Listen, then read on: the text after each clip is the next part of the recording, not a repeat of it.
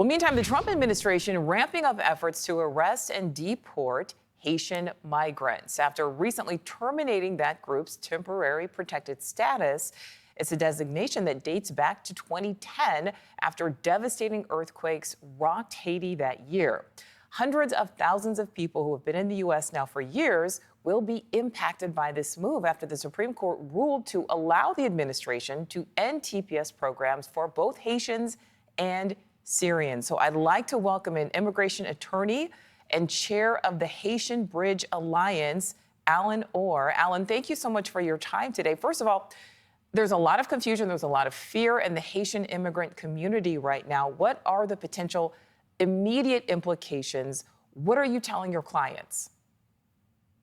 First thing we need to do is we need to wait and see when the stay by the D.C. court is removed, because until the stay is actually removed, Haitian TPS still exists. There might be some concerns with regards to the work authorization, but the TPS as a classification does not end until the D.C. court removes it. So that's number one. So as far as enforcement actions today, ICE can't do that until they actually have the stay removed from the court. So we're waiting to see when that happens and if that will happen today.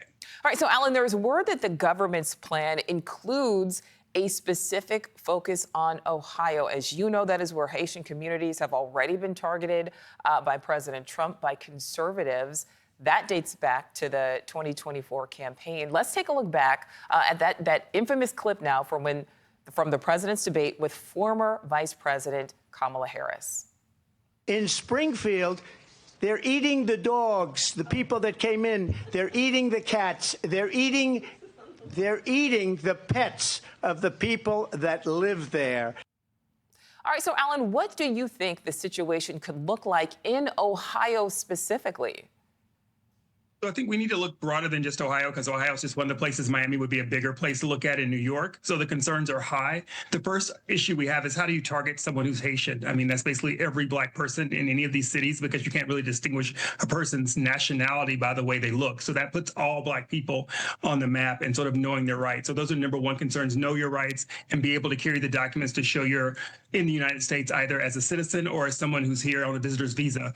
And if you've been in the United States for more than 2 years, you can't be expeditedly removed from the United States. So this concept that they're going to pick up people and remove them directly without seeing a court is not in our justice system today. And mind you that those comments that you played hit me as sort of a kind of racism, because Haitians don't eat cats and dogs, and we didn't have any proof of that at the time. And so it's sort of unfounded to end TPS now, because we're not getting the worst of the worst, which was the campaign promise. What we're getting are the workers, and that is going to hit the GDP at about $6 billion a year.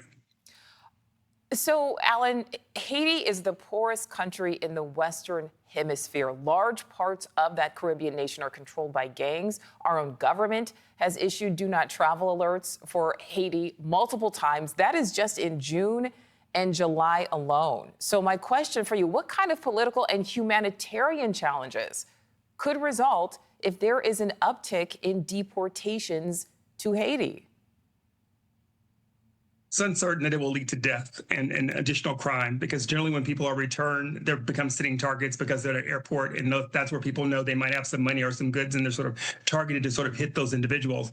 It is clear the United States doesn't even have an ambassador to Haiti right now. So the concept of ending TPS for a country which we know is not stable and returning 300,000 people there is just inhumane and is not well-founded. So it is for sure, without any doubt, that returning these people will lead to their deaths.